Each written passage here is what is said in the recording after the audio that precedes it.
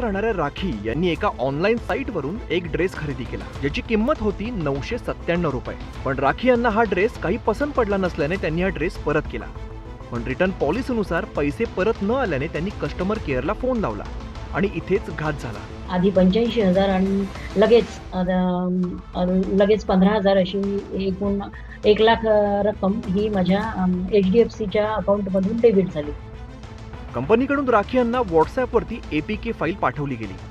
ही file open करता क्षणी राखी यांच्या बँक खात्यातून आधी 85,000 आणि मग 15,000 रुपये कापले गेले. या ट्रान्झॅक्शनमुळे त्यांची ऑनलाईन फसवणूक झाली. APKची फाईल डाउनलोड केल्यात त्यांच्या बँक खात्याचे पूर्ण ॲसेस आरोपींना प्राप्त होत आहेत आणि त्याद्वारे त्यांचे ते पैसे काढत आहेत.